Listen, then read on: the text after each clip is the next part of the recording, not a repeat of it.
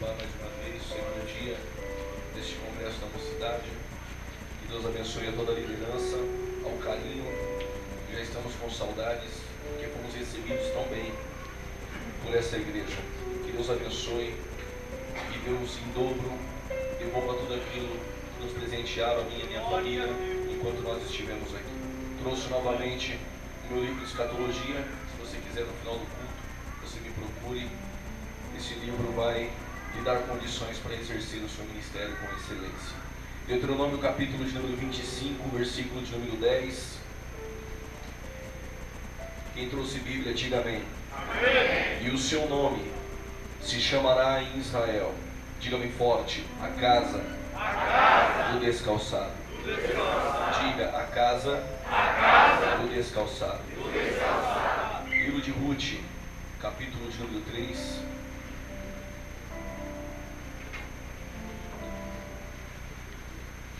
Deuteronômio, Josué, Juízes, livro de Ruth, capítulo de número 3.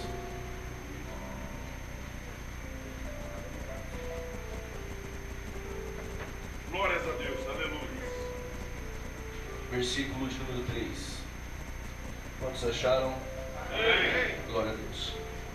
O texto diz assim: lava-te, pois, unge-te, e veste os teus vestidos, e desce a ira. Diga bem forte: lava-te, unge-te, veste, e desce a ira. Diga: lava-te, unge-te, veste, e desce a ira. Toma o seu respectivo assento. Glória a Deus.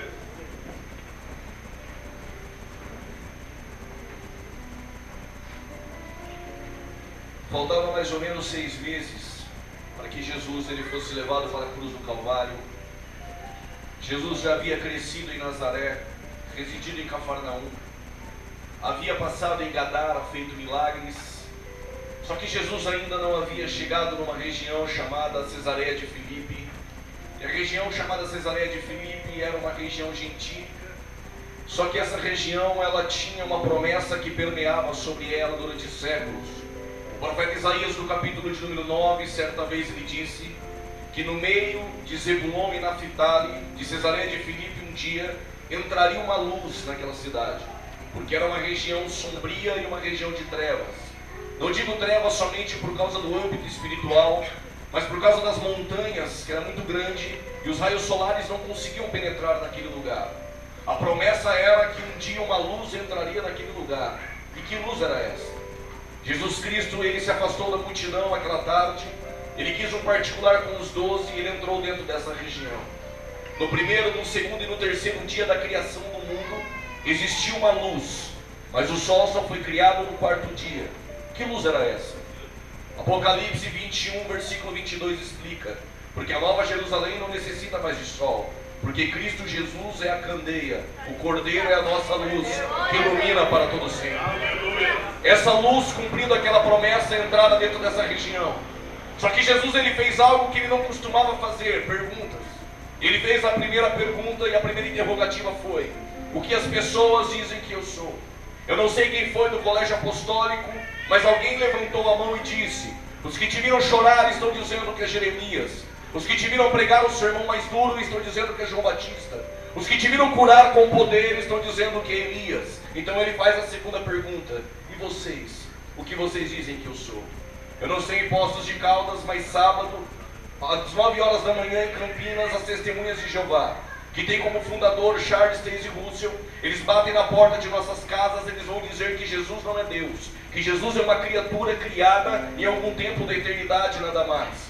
Os adventistas do sétimo dia, que de vez em quando adolescentes cantam seus hinos, eles vão dizer que Jesus não é Deus, que Jesus é o arcanjo Miguel.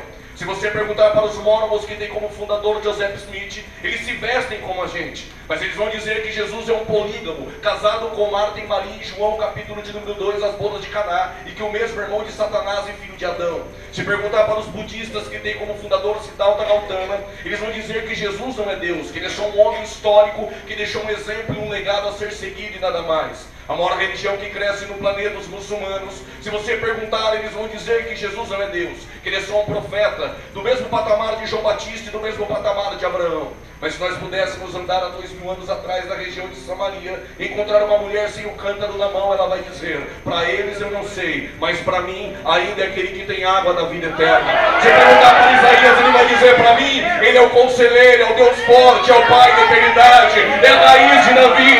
Se perguntar para Jó, ele vai dizer: para mim ele é o Redentor que vive. Se perguntar para João Batista, ele vai dizer: para mim é o Cordeiro de Deus que tira o pecado do mundo. Mas se tomar um café em Betânia feito por Marta, Lázaro vai dizer: para mim é a ressurreição e a vida, e ainda que esteja morto, viverá. Mas se perguntar para um assembleiano do Belém e Poços de Caldas, ele vai dizer: há mais de 108 anos, para eles eu não sei, mas para mim ainda é o que salva, o que cura, o que liberta.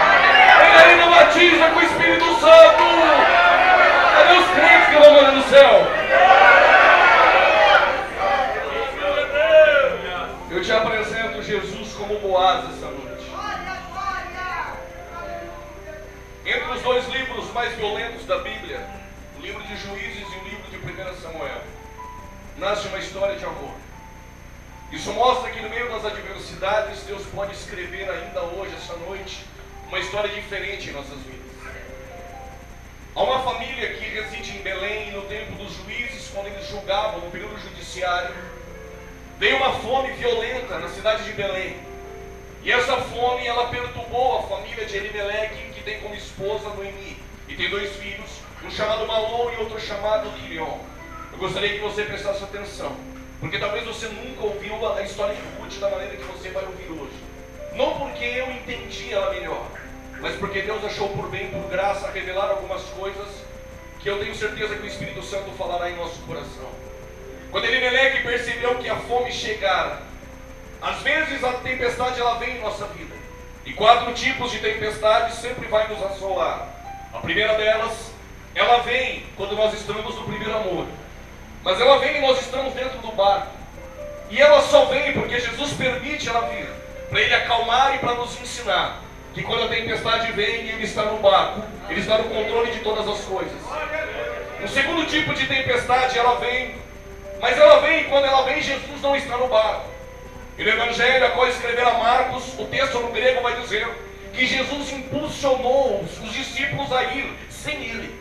E porque algumas tempestades vêm quando Ele está no barco, é só para mostrar que Ele está no controle. Mas existem algumas que Ele permite, e Ele faz questão de não estar no barco. E o que Ele quer nos ensinar? Nos trazer experiências que nós nunca tivéssemos se Ele estivesse dentro do barco. E quando a tempestade vem, Ele não está no barco, mas Ele vem sobre as águas. O que Ele quer ensinar é que existem tempestades que parecem que está no silêncio, que parece que Ele não fala. Entenda, é porque Ele quer te levar para lugares que você nunca imaginou andar. O terceiro tipo de tempestade, ela vem, mas ela não vem porque Ele quer ensinar. Ela não vem porque Ele quer mostrar que está no controle. Ela vem por causa da desobediência. É quando Deus te chama para uma obra, e Ele chama você para ir até Nínive, e você anda 6.000 quilômetros do lado errado, para Tarsis. E se você não sabe, fica abaixo de Barcelona, ao lado de Sevilha. Só que Deus não enviou o peixe para engolir Jonas como um juízo. O peixe era uma graça, era uma misericórdia, para guardar Jonas e colocar ele exatamente aonde ele deveria estar. Essa tempestade que veio no barco onde Jonas estava, ele estava dormindo enquanto a tempestade veio. Existem algumas tempestades que vêm por causa da nossa desobediência, só para nós sairmos do sono da irresponsabilidade, acordar e lembrar que ainda tem uma grande obra sobre nós a ser. A quarta tempestade, ela vai acontecer em Malta, mas outro dia, ano que vem, quem sabe, vocês me chamem e eu conto. Mas a tempestade que veio em caráter de fome em Judá, fez Elimeleque pegar a sua família e sair e ir para uma região a qual ele não deveria ir. Não importa a tempestade que vem em nossas vidas, não importa a tribulação que vem em nossas vidas, jovens, A voz de comando em nossa vida ainda é a voz do Espírito Santo. A direção para a nossa vida ainda é a voz do Espírito Santo. Passe o que passar, mas fique no centro da vontade de Deus. Passe o que passar, mas Belém ainda é a casa do pão. E por mais que haja escassez de pão, quando ninguém tiver pão, ele sempre vai encontrar um menino sem nome, sem expressão, sem terno brilhando, sem agendas abertas no Facebook. Ele não tem nome, mas ele sempre vai aparecer com 5 pães para mostrar que Deus usa não quem tem nome, não quem tem status, mas aquele que tem pão e trigo para oferecer para a igreja do Cordeiro.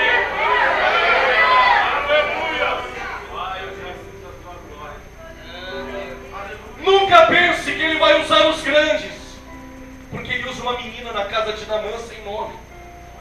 Ele usa um menino para se levantar como governador. Ele pode começar a trabalhar através de você. O problema de você sair do centro da vontade de Deus e descer para os campos de Moabe, como Elimeleque fez, sem a direção de Deus, pode resultar consequências. Os jovens de hoje, às vezes sem a direção, sem a voz do pastor, procuram atalhos e descer para Moabe por causa de uma luta, de uma prova. Pode trazer consequências irreparáveis para a sua casa, para a sua família. Exemplo, quando veio a fome em Canaã, Abraão desceu para o Egito, e o que ele trouxe embora para casa quando ele voltou? Ele trouxe Agar no meio das suas bagagens. Ele trouxe problemas irreparáveis para dentro da sua casa. Existiu um menino chamado Sansão, e ontem eu disse isso aqui, que todas as vezes que Deus quis mudar o curso da história de uma estéril, ele fez a ser um menino. Eu disse ontem que através de uma estéril chamada Sara, ele deu seguimento à linhagem do Gênesis 3,15, Isaac. Eu disse que quando ele precisava de um avivamento, de uma estéril chamada Ana, ele fez a ser Samuel. Eu também disse ontem que quando ele precisava de uma voz para clamar no deserto, de uma estéril chamada Isabel, ele fez a ser João Batista. Mas eu também disse para você que não veio da glória, que quando ele precisava salvar a humanidade, não foi de uma estéril, foi de uma virgem. Nasceu Jesus Cristo de Nazaré. Na tribo de Dan nasce um menino, o nome dele é Sansão. Diga, Sansão. Em hebraico é como o sol, até porque ele não pode ser o sol, porque o sol é o sol da justiça. E o Sansão, ele cresce com um futuro promissor, ele é jovem. E a chamada de Sansão é libertar Israel da mão dos filisteus.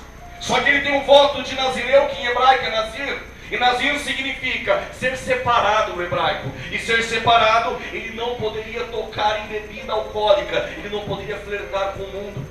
Ele não poderia permitir que a navalha passasse sobre a sua cabeça. Ele não poderia perder a sua santidade, a presença do Espírito que estava sobre o seu cabelo. Ele também não poderia tocar naquilo que é impuro. E os jovens não podem tocar naquilo que é impuro. Por quê? Porque se tocar naquilo que é impuro, iria comprometer o teu ministério. Só que Sansão, ele saiu do centro da vontade de Deus. Ele quis descer para a terra dos filisteus. Entenda, quando nós descemos para o Egito, descemos para a terra dos filisteus. Quando saímos de Belém para Moabe, mudamos a rota, nós vamos trazer problemas para dentro da nossa casa, para a nossa vida. Passe o que passar na igreja, permaneça aqui dentro na congregação, glorificando e exaltando. Quem pode adorar ao Senhor?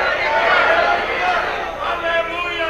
O problema é que era para ele salvar Israel da mão dos filisteus, ele estava procurando noiva para casar.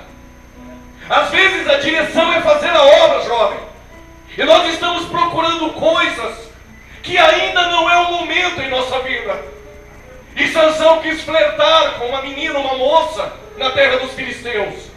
E o que me chama a atenção é que um leão apareceu no meio do caminho. Outra coisa que me chama a atenção é que os pais desceram com ele. Porque quando os jovens ou adolescentes descem para caminhos tortuosos, nós colocamos os nossos pais para entrar no mesmo perigo que nós entramos. Só que o leão não visitou o pai dele. O leão não atacou a mãe dele. O leão atacou ele. Porque o diabo sabe quem tem chamada. Ele quer os jovens. Só que o Espírito se apoderou de Sansão e ele abriu um leão no meio. No outro dia, ele não precisava passar lá de novo. Diga por quê? Porque aquilo que você já venceu ontem, deixa esquecido lá onde ficou, porque você já venceu. Aquele convite que o mundo te fez ontem, você lá novamente. Aquele cigarro que te ofereceram, aquele convite para a balada que te ofereceram, em secreto, os convites que o mundo te faz, que você já venceu. Nunca se ache forte para voltar lá novamente. Resistir ao diabo e ele fugirá de nós. O problema é que os homens se acham fortes. E ele achou que era tão forte, ele passou lá novamente. Só que o diabo agora mudou a estratégia. Não veio nenhum leão atacando. Agora dentro do animal tinha mel. E mel é bom. Mel chama atenção. Só que mel pode comprometer a tua chamada, a tua vida cristã, a tua vida com Deus. Quando ele pegou o mel, ele tocou naquilo que é impuro. Diga e agora. Ele comprometeu o seu voto de Nazireu. O que ele deveria fazer? A lei explica. Sansão deveria comparecer diante do sumo sacerdote e pedir para rapar a tua cabeça, porque assim ele começava novamente um novo recomeço do voto de Nazireu. O problema são os pregadores. Eles colocam um candelabro de ponta cabeça, pega 7 tranças. Eu acho até bonita a performance e fala que aquilo é o candelabro de ponta cabeça. É bonito ouvir isso, mas isso não existe. Dizer que 7 tranças são 7 espíritos. O segredo de Sansão não é o cabelo crescer, mas o pregador veio essa noite para dizer: o segredo é raspar. O que adianta cantar com o cabelo comprido? O que adianta pregar com o cabelo comprido? E todo mundo te olhando, achando ele é forte, mas dentro de você, você sabe que está comprometido. O Espírito me chamou aqui essa noite para te entregar isso. Não adianta estar com o cabelo comprido, levantando a mão para cima, até chorando e até dando glória a Deus. Se o pregador pedir para falar para o irmão que está do lado, nós vamos falar. Nós até ensaiamos bem, às vezes até fingimos bem, para disfarçar que dentro de nós está comprometido. Só que se você não deixar o nosso sumo sacerdote hoje rapar a tua cabeça e você recomeçar de novo, os amigos de Dalila e a vida vai fazer. Diga para o teu irmão: não mude a rota. Você pode comprometer a tua vida espiritual. Só que Elimeleque não buscou consultar a Deus. Ele pegou a sua família e desceu para Moabe. E Moabe, no âmbito espiritual, significa sair do espírito e descer para a carne. Moabe significa sair da congregação e descer para estar vulnerável em uma terra de tentação. Ele desceu com a sua família. E Moabe, para quem não sabe, não conhece a história, começou errado através de um pecado, de um incesto da filha de Ló, quando embriagou o próprio pai e teve relações com ele. Nasceu 2 nações, Amon e Moabe. Elimeleque saiu de Belém, da casa do pão, para flertar com o mundo de Moabe. Quando ele chega em Moabe, parece que se cumpre Romanos 8, a inclinação para a carne gera morte. Quando ele chega em Moabe, Elimeleque morre. 10 anos depois, Malom e Quilom também morrem. O nome de Malom no hebraico significa enfraquecido, e Quilom significa quase morto. Quando nós estamos na esfera da carne, dos desejos carnais, quando nós deixamos o Espírito trabalhar, nós estamos fracos, enfraquecidos, nós estamos quase mortos. O vale de ossos secos, numa boa exegese, nós sabemos que não cabe à igreja, para Israel, mas podemos tirar lições essa noite. Quando o profeta é levado de frente para o vale dos ossos secos, tem membros, diga membros. Tem ossos. Diga, tem carne. Tem movimento, fala por mão, levanta a mão. Tem pele, diga pele. Tem aparência, boa sacada, luzes, estacionamento lotado e carros bonitos. Tem nervos, diga nervos. Tem obreiros. Se tem membros, tem obreiros, tem movimento, tem aparência, por que não se coloca de pé e não marcha? Porque não adianta ter membros, não adianta ter obreiros, não adianta ter movimento, não adianta ter boa aparência, se não tiver a palavra pregada e se não tiver o vento dos 4 cantos, a presença do Espírito, não vai marchar, não vai marchar. Mas a palavra de Deus está dizendo essa noite: é tempo de voltar a ter vida, é tempo de se avivar. se eu estiver na congregação hoje e não estiver frutificando, possa ser que eu esteja no lugar errado? Não. Porque não é o lugar, é a tua presença que muda o status quo do lugar que você está. Diga, prove. Te prove. O Cã, filho de Noé, foi amaldiçoado pelo pai. Se Cã foi amaldiçoado pelo pai, Canaã está amaldiçoado. E a terra de Canaã amaldiçoada é igual ao Lodebar. O que você coloca e planta, você não colhe, porque a terra não dá nada. E Melquisedeque, para muitos que acham que é um anjo, ou uma figura estranha, ele é rei de Salém. E o que é Salém? Antiga Jerusalém. E o que é Antiga Jerusalém? Canaã. Melquisedeque é rei de Canaã. O Abraão foi tirar o Ló de Sodoma e Gomorra. O rei de Sodoma deu a ele presentes. Ele rejeitou os presentes de Sodoma. Então apareceu Melquisedeque e disse: te dou pão e vinho. Vou dizer de novo para ver se você pega. Quando nós rejeitamos os presentes de Sodoma, o sumo sacerdote nos oferece pão e vinho. Quando ofereceu o pão e o vinho, ele pegou. E Melquisedeque pegou a sua mão e abençoou Abraão.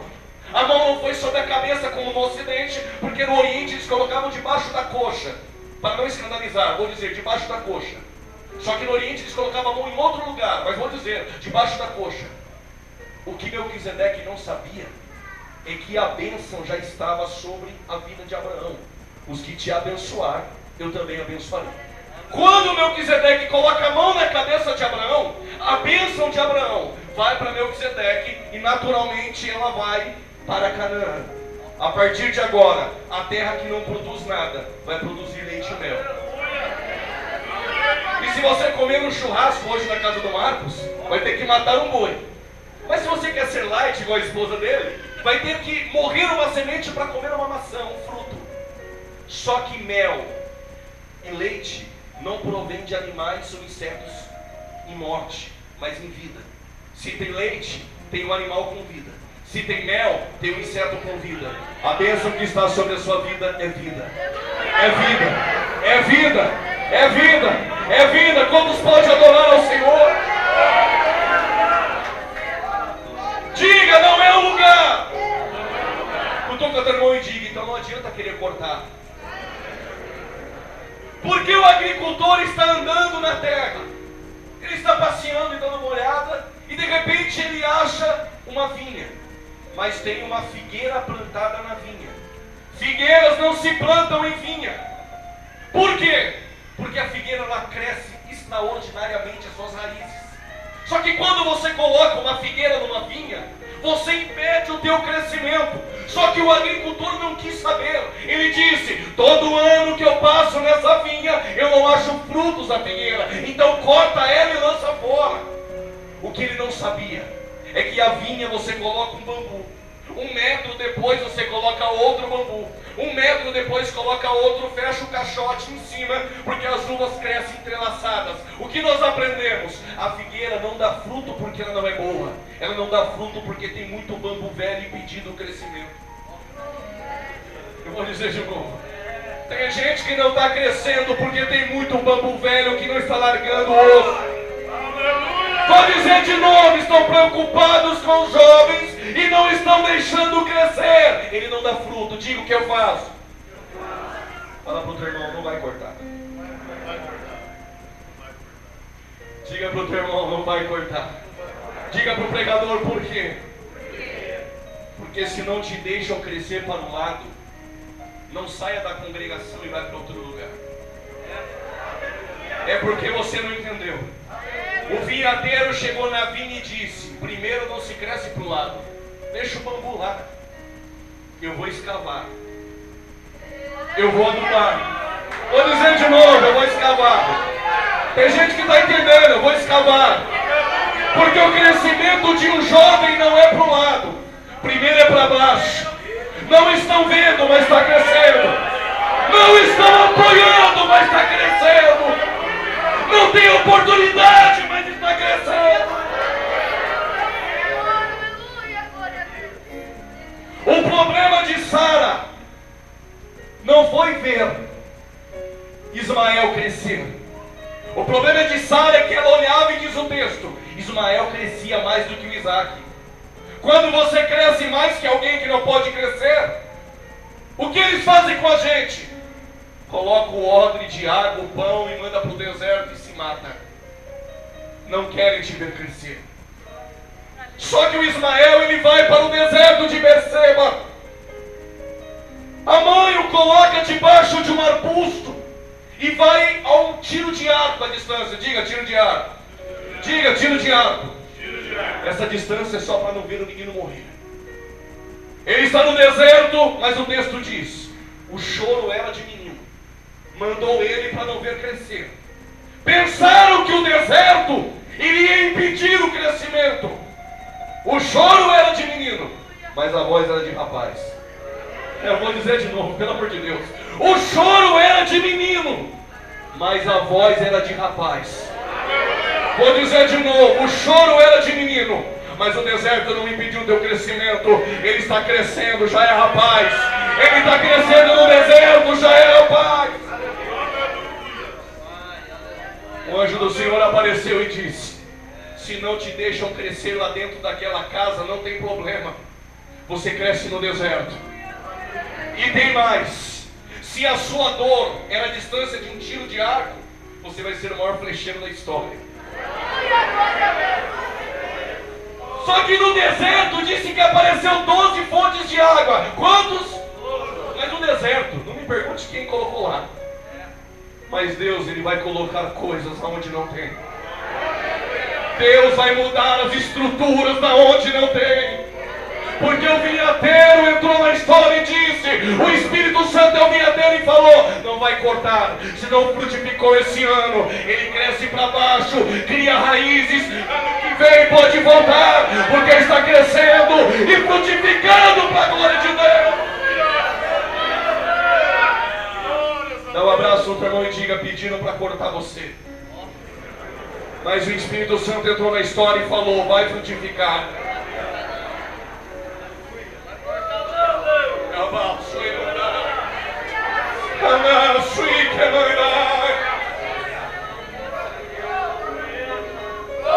O Malom e o Quiron morreram.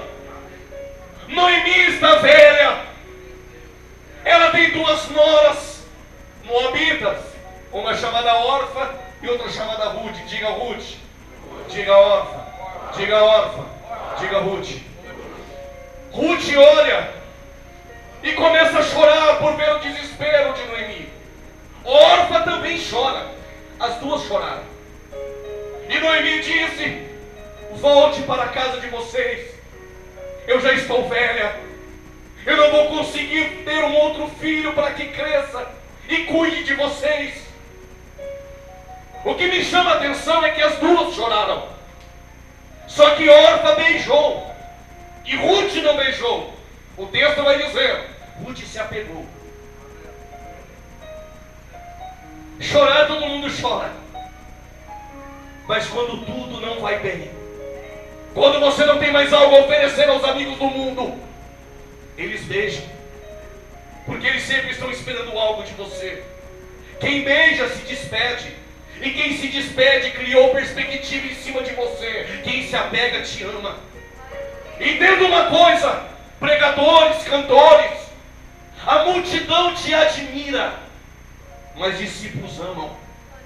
Vou dizer de novo, eu tenho um grupo fechado no Facebook, tem 1.400 alunos meus, fora do país, dentro do país, de vários estados.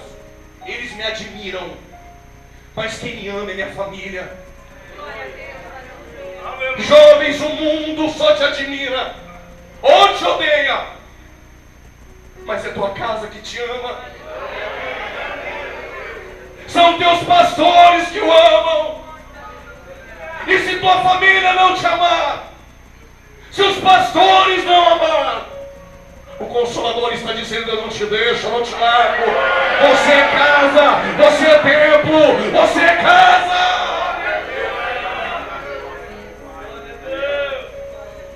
Judas, ele beija, ele se despede, porque Judas não ama.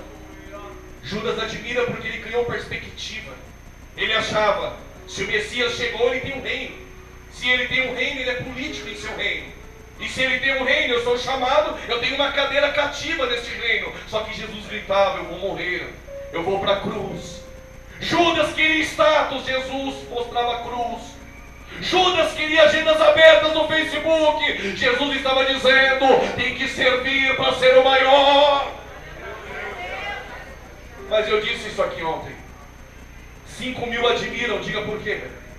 Porque só estão atrás de pão e de peixe. Só que de 5.000 eu disse que só 500 ficaram para ver se ele vai morrer ou se ele vai viver. Só que de 500 só 120 irmãs estão aqui no meio da semana orando no ciclo de oração no cenáculo. E eu disse que dos 120 só 70 vão no evangelismo depois da escola bíblica. Só que dos 70 só 12 andam com Jesus. Só que dos 12 só 11 tomaram ceia. Só que dos 11 só 3, Pedro, João e Tiago foram para a casa de Jairo, para o Monte da Transfiguração e para o Getsemane. Só que eu disse que dos 3 só um se apega. Foi aquele que foi com ele até a cruz. E quem vai com ele até a cruz vai ver o que ninguém viu. Está no culto sentindo o que ninguém sentiu. E o que ele viu? Olhos como chama de fogo, cabelo branco como a neve, o pé como um latão reluzente. Se você admira, você sente pouco. Se você entrou por aquela porta porque você só admira, você não vai entender. Mas se você se apega, como Ruth diz, aonde você for eu irei, aonde você pousar a planta do teu pé, eu colocarei a minha, aonde você morrer, eu morrerei também. Diga, uns admiram, beijam e vão. Diga, outros se apegam, bata no peito e diga, eu amo. Porque quem é mais perdoado ama mais, irmão. Então Ruth disse para Noemi, eu vou contigo. O problema é recomeçar de novo. É difícil você voltar para Belém, olhar para as pessoas e dizer, eu errei a rota, eu errei a direção. Recomeçar custa caro. Mas Noemi estava a fim de pagar esse preço. E quando elas voltaram, Noemi disse, não me chame mais de Noemi. Porque Noemi em hebraico significa doce. Noemi significa Naim. Porque a viúva de Naim é um vilarejo doce. E no hebraico Noemi é mais do que doce. Porque existe na palavra hebraica Noemi um significativo que diz minha doce.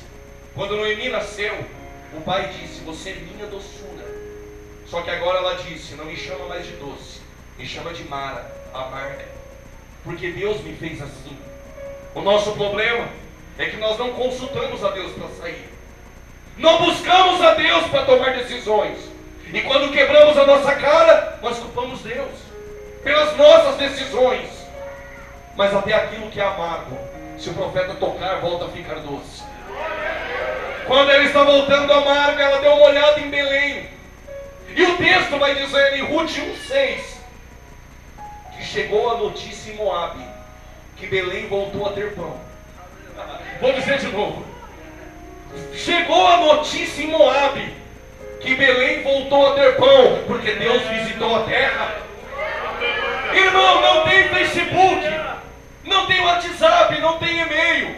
Não precisava fazer outdoors e colocar agenda aberta, não precisa.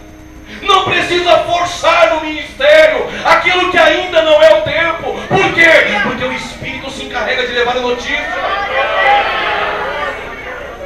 Eu não gosto de contar história em mensagem, porque eu cresci ouvindo em escola bíblica de obreiro, congressos, chama aqueles homens que têm nome, e eles não lêem mais Bíblia, eles contam 70 histórias de quando eles eram pequenos, do ministério. E eu peguei trauma de ouvir pregador contar história. Então eu fico traumatizado de contar. Mas só um detalhe. Chamaram um pregador nosso, do nosso ministério, para pregar na África. E ele foi. Da África ele tinha uma agenda na China. Quando ele chegou de avião na China, ele chegou no vilarejo e receberam este pregador. O pastor da igreja disse, temos que descer aqui. Eles desceram, era uma escada subterrânea. E quando chegou lá embaixo, tinha cadeiras assim. E o pastor disse para ele, vamos orar? E eles começaram a orar. Só que o pregador do nosso ministério, ele olhava e não via ninguém.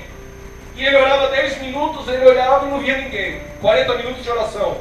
O pastor já quer levantar, não está aguentando mais. E aí ele perguntou para o pastor: foi anunciado um culto? O pastor da China falou assim: aqui não precisa ficar anunciando aqui nem Brasil. Aqui todo mundo sabe dia de culto. Ele falou: mas vocês não fizeram cartazes, divulgação? Não, aqui não divulga. Aqui nós oramos e o povo vem.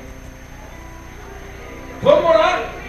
E eles continuaram orando mais meia hora. Quando ele olhou para trás, está lotada a igreja. Ele olhou para o pastor e disse: qual é o segredo? O pastor disse para ele: o segredo que Brasil conhece muita teologia do Espírito Santo, mas não conhece Espírito Santo. Aqui nós conhecemos muito, mas não entendemos que quem faz é o Espírito, quem sopra teu nome é o Espírito, quem traz a notícia é o Espírito.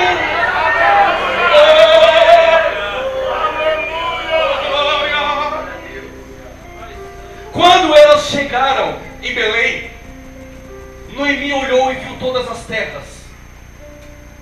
Detalhe teológico agora.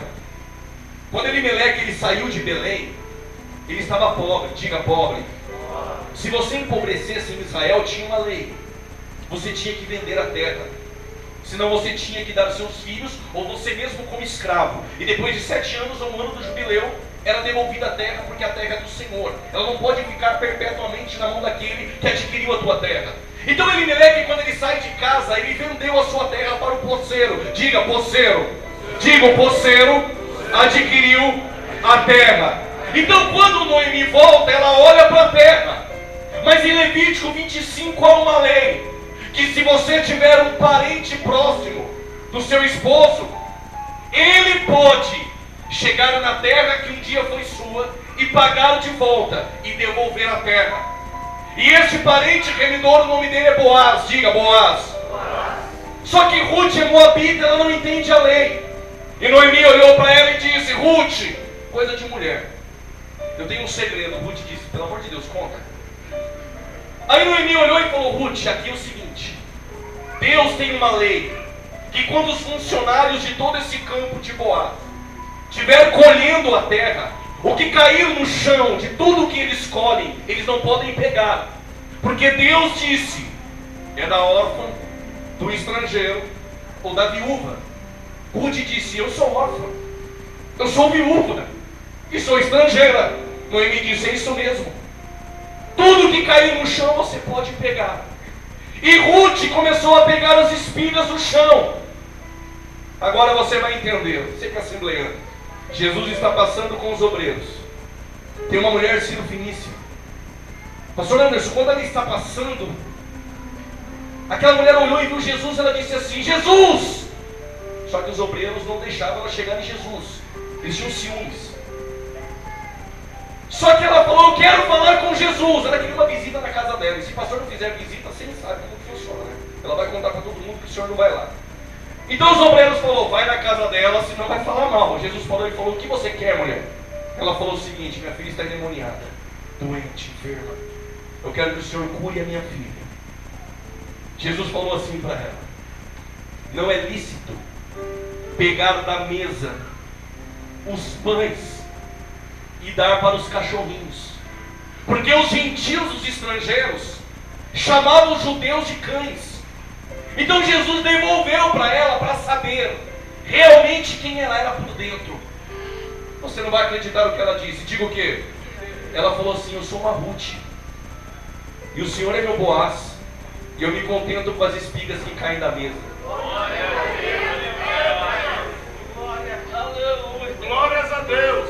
Jesus falou: eu tenho que fazer um milagre agora na casa dela. Se contenta com as espigas, tem milagre para tua casa. Receba a cura no nome de Jesus. Receba o renovo para sua casa em nome de Jesus. Sim, Ele é o resgatador. Se você descer lá na casa dele e pegar as sandálias dele e tirar, se Ele não te redimir, você pode cuspir na face dele, ir lá nos anciãos da cidade, é o texto que nós lemos, e eles vão com você até a casa de Boaz e vão escrever na parede da casa, nos umbrais: assim se fará a casa do descalçado, porque ele não quis te redimir. Só que tem um detalhe: Você não pode ir se encontrar com Boaz sem antes se lavar, se ungir e se vestir. Vou dizer de novo. Existem jovens da idade de vocês que estão desesperadamente querendo cantar nos grandes congressos. Os meninos desesperados em se aparecer nas conferências com o microfone na mão. Há uma busca desenfreada para estar nos maiores lugares. Mas o melhor lugar que um jovem deve estar não é nos palcos, não é nos lugares grandes, é estar lavado pela palavra, ungido pelo Espírito, vestido com as vestes da salvação. E qual é o lugar mais importante na terra? Desce a eira aos pés do nosso Boaz. O lugar mais importante é aos pés dele. Quando ela desceu, ela pegou as sandálias de Boaz. Boaz estava, diga, dormindo. Diga, dormindo. Ela arrancou a sandália de Boaz.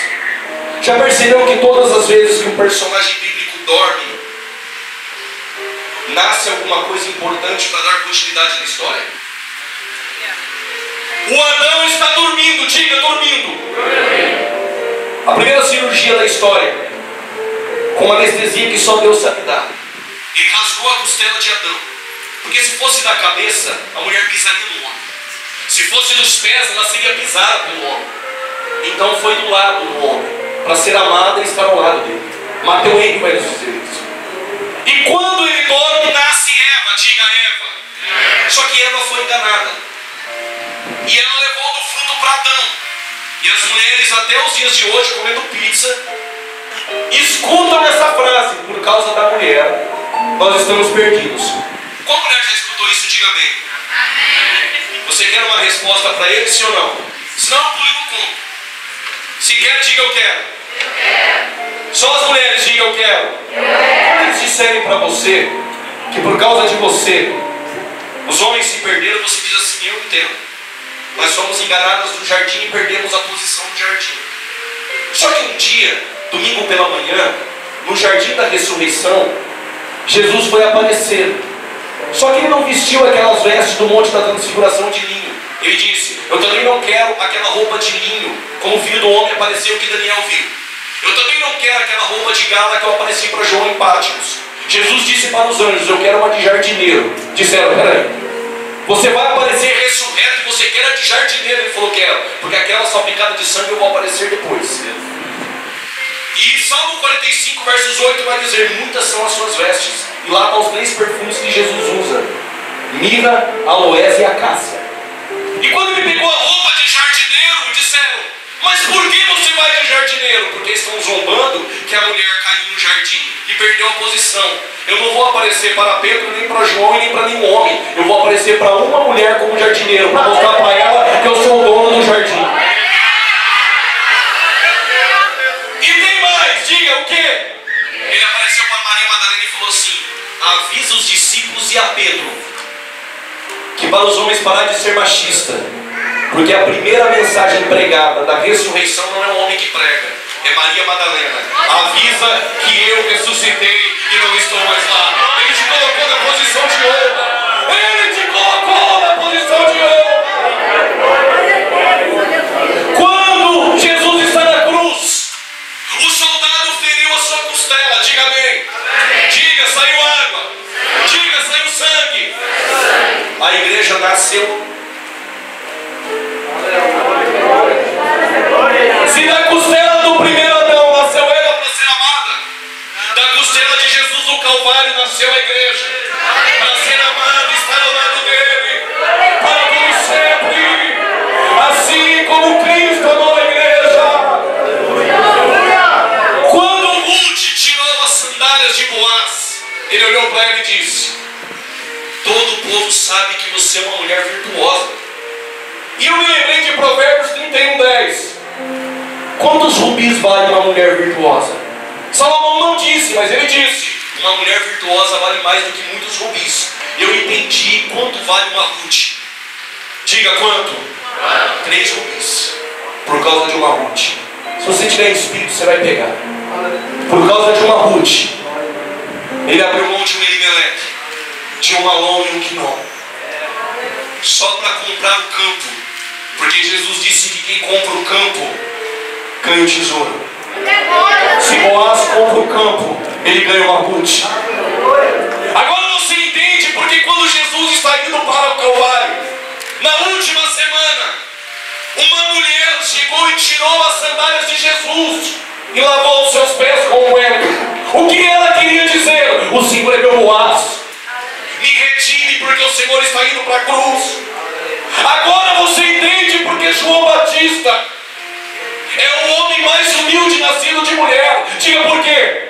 Porque se tirar a sandália do Boaz em Israel significa me retire. Ele diz: eu não sou digno de arrancar nem de desatar do meu remedor. Quando Ruth tira a sandália, Boaz olha para ela e diz: eu vou te redimir. Só que tem um detalhe, diga qual? Numa aula de teologia, acabou a aula, nós fomos para o intervalo, eu conversando com o professor teológico, muito sábio, mas ele não lê Bíblia, ele só lê livros. E eu falei para ele: encontrei um fulano na Bíblia. Ele levantou da cadeira e falou: lá vem você. Eu falei: é sério, na Bíblia tem um fulano. Ele falou: não tem fulano. Eu falei: tem. Ele falou assim: se tiver um fulano, eu te pago uma coca. Eu disse: se pagar um café agora na padaria e um queijo, eu te conto quem é o fulano, aonde está o nome do fulano e o que o fulano vai fazer. Eu te conto a revelação. Ele disse: vamos lá. Ruth capítulo 4, versos 1. O Boaz chegou e disse para o fulano: redime tua, Ruth. Quem é o fulano? Segundo a lei, o irmão mais velho de Boaz. Ele tem o direito de redimir, porque ele é o primogênito. Só que o texto vai dizer, e não se preocupe com a minha fala um pouco crassa, porque o texto diz assim: o irmão mais velho olha para Boaz, o teu irmão mais novo, e diz: eu não posso redimir a Ruth para que não dane a minha herdade. O texto vai dizer isso. Se você não entendeu, eu vou te dizer: o irmão mais velho está dizendo: eu tenho já uma esposa. Se com uma é difícil, imagine Ruth.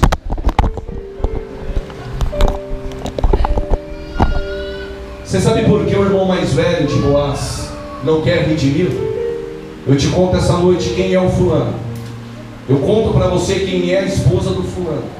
Eu conto para você quem é Ruth. E eu ainda te conto quem é Elimelec. E eu também te conto quem é o poceiro. Só quem quer saber, diga: eu quero. Eu quero. Não, mas está fraco. Diga mais uma vez. Eu quero. O irmão mais velho é Deus. E Deus disse: eu já tenho uma mulher. Diga qual? Israel. Eu me casei com Israel. Diga: e o Boaz? É o filho. Diga: Ruth? A igreja. Se eu me casei com Israel, o Boaz se casa com a igreja. O que isso significa? Que com a igreja não tem ficada. Com o noivo não tem ficada. Não adianta no congresso ficar com ele, beijar e amanhã está casada com o mundo. Com ele é casamento na alegria, na tristeza, na dor, em qualquer adversidade. Mas deve ter alguém aqui no nosso meio pensando: se a mulher de Deus é Israel e de Boaz é a igreja, que é Jesus Cristo, que é o Boaz, e Ruth é a igreja, e do Espírito Santo, eu vou deixar para contar no que vem. Quer que eu conto? A mulher do Espírito Santo é as nações. Diga por quê? Porque ele é apaixonado em convencê-las do pecado, da justiça e do bem. Quando o Boaz ele vai redimir Ruth, a lei em Israel funciona assim: ele deveria ir até o juiz da cidade e pegar a escritura selada. Diga por quê? Porque o juiz fica com a escritura que foi de Elimelec. O poceiro que tomou posse da terra de Elimelec é Satanás. E quem é Elimelec? É Adão. O Elimelec perdeu a terra, se empobreceu e foi expulso do jardim. Satanás pensou que a terra é dele, mas o que ele não sabe é que a terra é do Senhor. E como eu provo que a terra é dele? Porque o mundo jaz do maligno. o Deus desse século. E Jesus vai dizer, o príncipe deste mundo. É por isso que Satanás levou Jesus no topo, e nem todo mundo que está no topo foi Jesus que levou. Ele falou para Jesus: se me adorar, eu te darei os reinos. Vou dizer de novo: se me adorar, eu te darei os reinos. Espera aí, eu já escutei essa mensagem no culto da nossa igreja. Essa mensagem foi pregada por Satanás. Se adorar eu dou isso, se adorar eu dou isso. Isso não é mensagem da igreja. A mensagem da igreja é: adore mesmo ele dando ou não dando, porque ele é Deus. Porque ele é Deus. Só que se a terra é de Satanás, o que Boaz tem que fazer? Ele tem que ir no juiz da cidade, dizer: eu paguei a dívida. A escritura está na mão do juiz, ele não dá ela, mas ele abre ela e entrega para Boaz. E o que Boaz tem que fazer? Ir lá no portão da cidade, chamar os anciãos e os sacerdotes, pegar a sua sandália na frente do povo e entregar na mão de Ruth. O texto em Ruth capítulo 4, depois você lê em casa, vai dizer: isso será por testemunho em Israel. O que Jesus, o nosso Boaz, ele fez no Calvário diante do sacerdote, não foi dar para você uma canela ou um sapato de fogo, coisa nenhuma. Ele te deu o sapato do Evangelho e disse: anunciai às nações que o Boaz ainda salva, que ele ainda redime. Sede minha testemunha na Judeia, em Samaria e nos confins da terra. Bata no peito e diga: como eu vou anunciar? Porque ele não deu um espírito de medo para você. No original o texto vai dizer: eu não os dei um espírito de covardia. No original grego vai dizer: eu te dei um espírito de poder, de poder, de poder, de poder, de poder, de poder. Receba o poder do alto. Ruth se casa com Boaz e tem um filho chamado Obed. Obed tem um filho chamado Jessé. E Jessé tem um filho chamado Davi. E Davi tem um filho chamado Salomão. A pergunta essa noite é: Jesus ele vem de Salomão, sim ou não? Sim. Diga mais forte. Sim. Diga mais forte. Sim. Por que você acha isso? Eu sei por quê. Ele é mais belo, teve 1000 mulheres, foi o homem mais rico do seu tempo, comeu todas as delícias que qualquer filho do homem gostaria, teve cantores dentro e fora de casa, teve criados e servos dentro e fora de casa, teve cavalos. Mas Jesus não veio de Salomão. Satanás pensou que a semente estava em Salomão, então ele corrompeu a linhagem de Salomão. E por que Jesus não pode vir de Salomão? Porque o último rei vindo de Salomão é Zedequias. E Zedequias foi amaldiçoado e disseram: da sua casa não se levanta outro rei. Então Jesus não pode vir de lá. Só que Satanás está comemorando, dizendo: Jesus não pode vir mais de lá. Só que Jesus vai vir de um filho de Davi que ninguém sabe, e o nome dele é Natã. Ele não é o profeta. É porque as maiores sementes, os maiores frutos estão escondidos em pessoas que quase ninguém vê, ninguém nota. Talvez está aí sentado no meio da igreja como uma Ruth, pegando espigas que caem na mesa. Glória a Deus. A pergunta essa noite é: eu tenho mais 5 minutos. Se o Boaz pagou a escritura da terra de volta, por que Satanás não devolveu a terra? Por que ainda a terra parece estar sobre o seu domínio? É porque naquele tempo, igual o movimento sem terra de hoje, o poceiro poderia se rebeliar contra o juiz e contra o resgatador e não querer devolver a terra.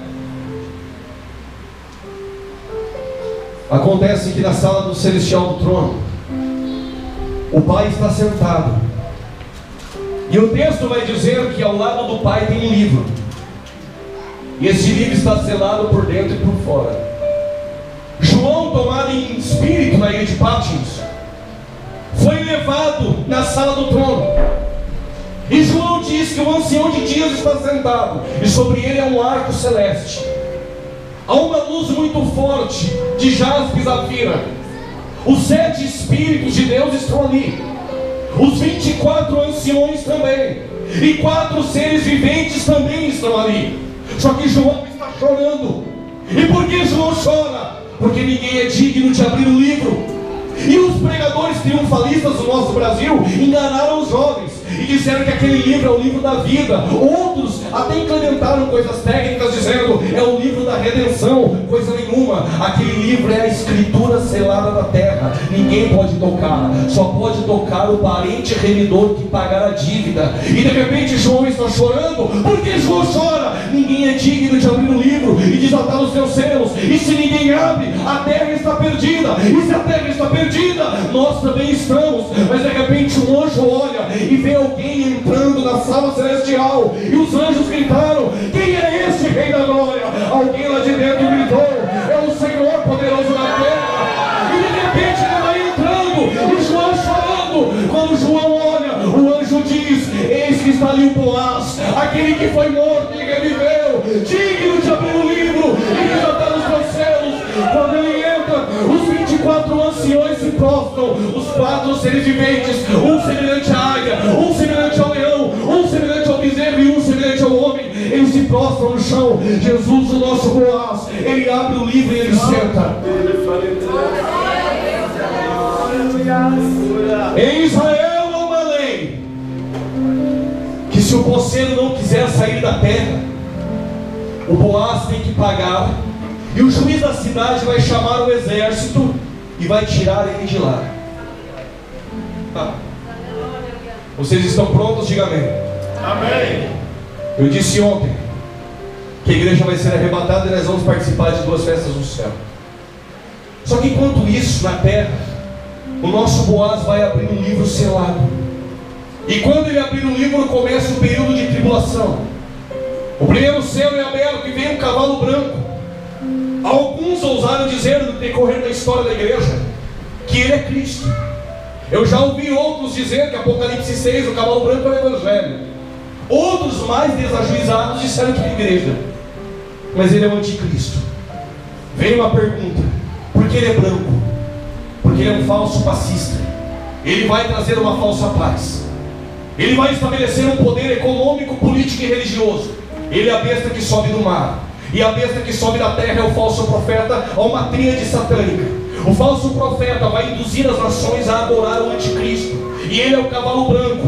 De repente vem um cavalo vermelho trazendo guerra, um cavalo preto trazendo fome, e vem um cavalo amarelo trazendo morte. E se ele é branco, ele implanta uma falsa paz, um poder econômico, político e religioso. Não vai ter mais o euro, não vai ter o real, não vai ter o dólar. Vai ter uma única moeda, a marca da besta. E a palavra marca da besta significa caragma no grego. É uma marca real impressa. Se os seus amigos começarem na igreja a mandar no WhatsApp para você vídeo de alguém que fez uma cruzinha, alguém que colocou um chip, deixa de besteira. Não se preocupe com o chip, porque nesse momento a igreja estará no céu, recebendo galardões, adorando ao Cordeiro de Deus.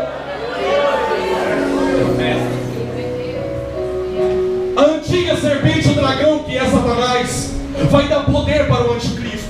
Os judeus vão reconstruir o templo, vão colocar o anticristo sentado lá e vão achar que ele é o Cristo, porque é o único que vai estabelecer paz em Israel e Palestina. Israel então vai adorar o anticristo pensando que ele é o Cristo.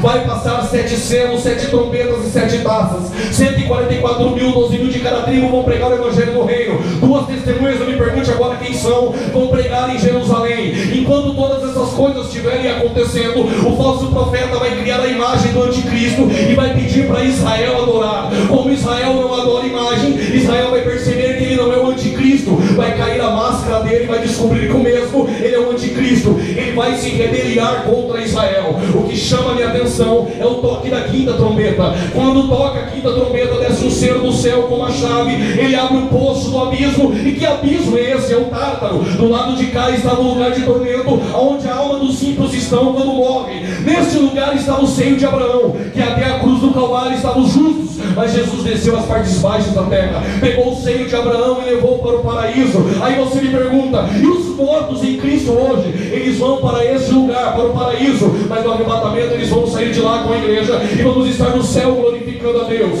Quando esse poço do abismo é aberto, alguns demônios, e não todos, vão sair de lá. São semelhantes a gafanhotos com picada de escorpião, e eles vão atormentar a terra. Tem gente desesperada olhando para mim. Fica tranquilo, você nesse momento está com uma veste de gala de glória, exaltando e dando glória a Deus.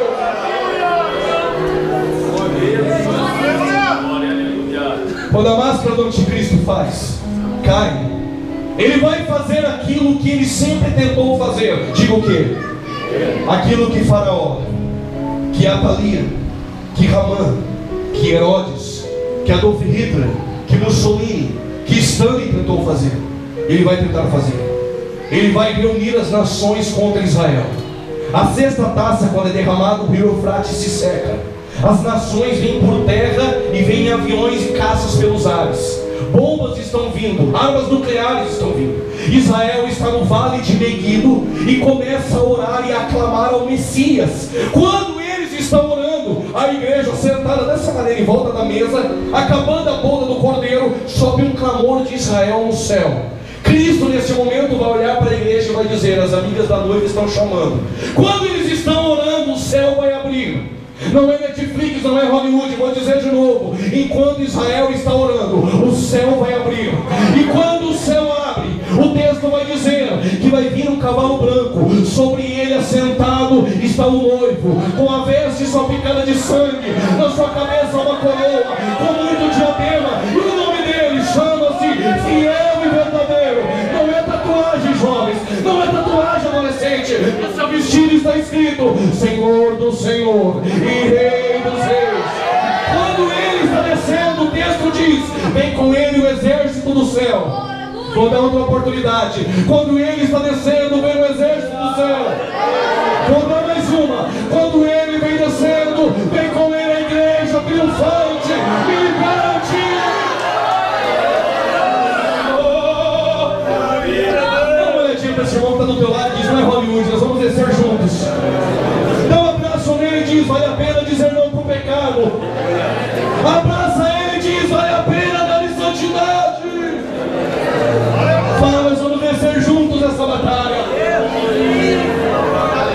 Ei, olhe, com o sopro da sua boca, o mesmo vento que abriu o mar vermelho, o mesmo vento que derrubou as cordonizes do deserto, o mesmo vento que colocou um vale de ossos secos de pé, com o sopro da sua boca, o anticristo e o falso profeta inauguram o lago de fogo que nós chamamos de Guiena. Desce um anjo do céu, amarra Satanás por 1000 anos. Ah, se fosse eu, mas ele só amarra e lança ele para um abismo ficar amarrado. Cristo desce, ele destrói as nações, ele pisa o pé no Monte das Oliveiras. Quando ele pisar o pé no Monte das Oliveiras, Israel vai olhar para cima e vai fazer uma pergunta: o que são essas marcas em suas mãos e em seus pés?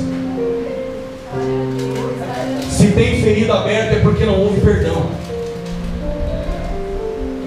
Você sabe por que Israel cuspiu em Jesus? Não foi porque Jesus não quis redimir Israel. Era como se eles escrevessem na casa de Jesus: a casa do descalçado. Mas seria injusto. É porque eles não quiseram se humilhar e tirar a sandália de Jesus.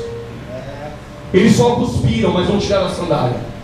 As feridas estão abertas e Cristo vai olhar e vai responder: são as marcas que vocês fizeram dentro da minha própria casa. Vão se lembrar que trocaram ele por Barrabás. Vão se lembrar que os antepassados gritaram para o crucificar. Mas eles vão se arrepender. Zacarias capítulo 12, versos 10. Um batismo de súplicas e lágrimas vai descer em Israel. Não sei se vão falar em línguas estranhas, mas vão ser renovados e um avivamento vai descer. Eles vão partir para o Monte das Oliveiras e vão entrar dentro do templo. Inicia-se um período chamado milênio. Diga agora. A terra foi devolvida no milênio. Só que Satanás é solto depois de 1000 anos. Diga por quê? Não tenho tempo. Ano que vem o Rodrigo me chama e eu conto. Só que Satanás é solto. E ele vai unir as nações e vai se rebeliar contra o reino literal de Cristo. Se não aprovam o teu ministério, se não gostam de você, o seu pastorado, sem Cristo reinando literalmente em um templo físico, aonde debaixo desse trono saem águas que curam, e ainda vai ter pessoas que vão se rebeliar. Imagina contra nós. Só que quando esse se juntar com Satanás e se rebeliar, vai descer fogo do céu, e uma batalha chamada Batalha de Gog e Magog vai acontecer. Satanás é lançado no lago de fogo, onde está o anticristo e o falso profeta, onde eles estarão. As nações são destruídas. Depois da batalha de Gog e Magog, sobe o tribunal do trono branco do juízo final. Existem alguns livros diante do juiz, e Cristo vai abrir o livro da vida, e os ímpios vão ressuscitar. E quando eles ressuscitarem, a igreja vai estar junto com Cristo para julgar até os anjos caídos e julgar os ímpios. Vai aparecer um grupo de pregadores que mudam a voz para pregar, com terno cheirando motel, que estão escandalizando a igreja, bebendo cachaças, que estão bebendo uísque antes das pregações, que estão em adultério. Eles impostam a voz, agendas abertas, e eles vão dizer: nós falamos em novas línguas. Jesus vai dizer: é poder. Eles vão dizer: nós expulsamos demônios. Jesus vai dizer: é poder. Eles vão dizer: nós curamos enfermos. Jesus vai dizer: é poder.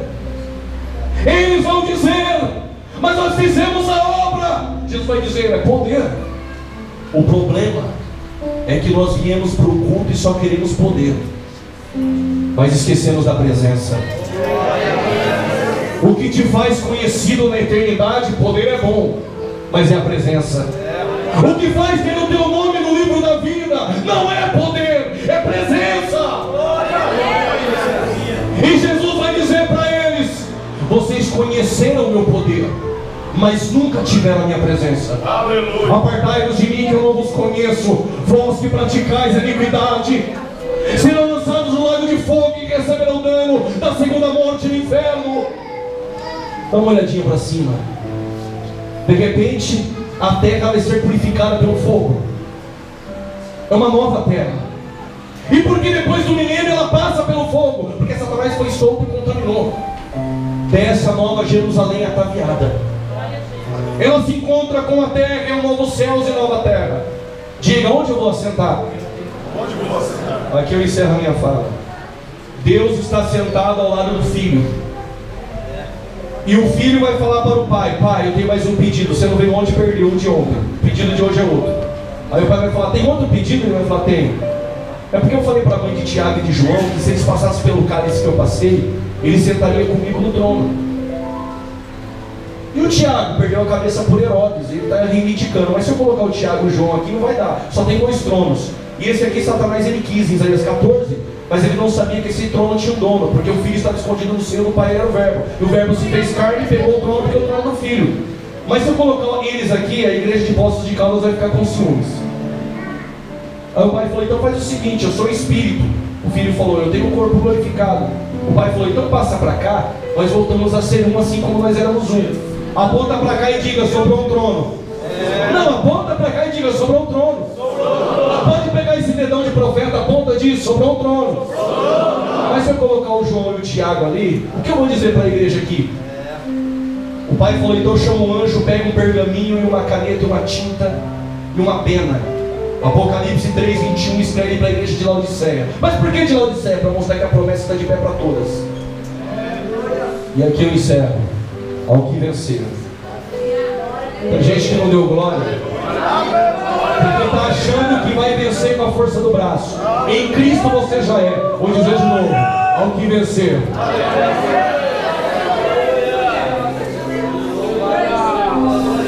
Coloque-se de pé. Vou dizer de novo: ao que vencer, eu lhe darei o direito que se assente comigo no meu trono. Assim como eu venci e me aceitei no trono com meu Pai. Tem um lugar melhor para você. Tem um lugar melhor para você. Tem um lugar melhor para você. Saia da onde você está, dê um abraço no teu irmão e diga: tem um lugar melhor para nós. Porque o Senhor não te deu o espírito de temor e de medo, mas de covardia para enfrentar esse século. Há uma nova Jerusalém esperando a igreja. Talvez você está com o cabelo comprido espiritualmente, mas dentro de você está comprometido. Mas eu gostaria de recomeçar de novo, como Ruth. Não espere o templo de Dagon brincar com você. Há uma alma para Jesus. Eu te chamo aqui na frente. Aleluia! Pregador, eu estou na igreja, mas mas dentro de mim está comprometido. Levanta tua mão e vem, vem. O Espírito Santo te chama. O Espírito Santo te chama. Alguém que quer voltar para Jesus nessa noite? Pregador, eu sou a dracma perdida, eu me perdi em casa, vem. Vem. Há uma alma para Jesus, vem. Há mais alguém para Jesus, vem.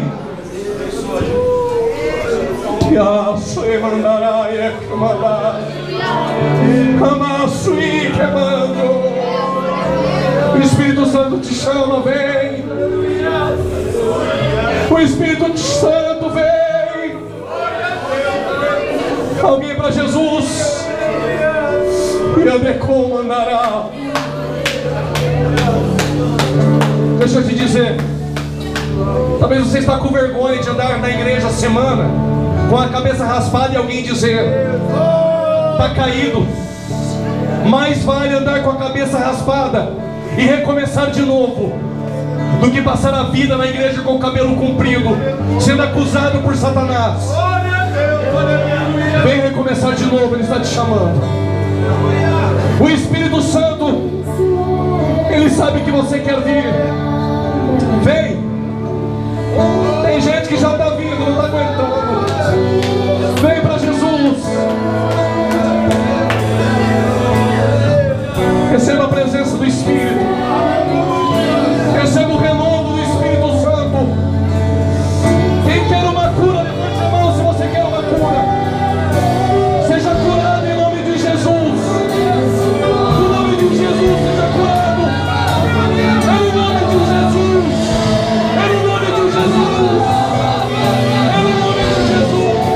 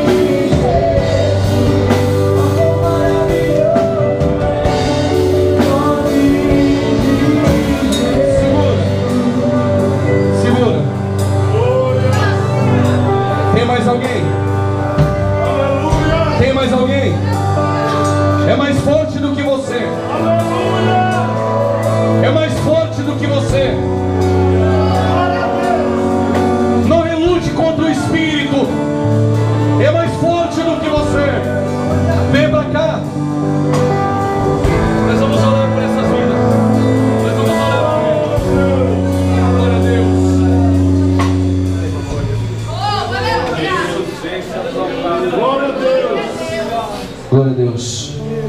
Quando um pecador se arrepende, quem faz festa no céu? Diga-me forte. Os anjos. Não, mais forte, irmãos. Quem falou para você que são os anjos?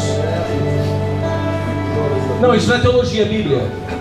Neste momento, Lucas 15 vai dizer que a festa no céu, diante dos anjos.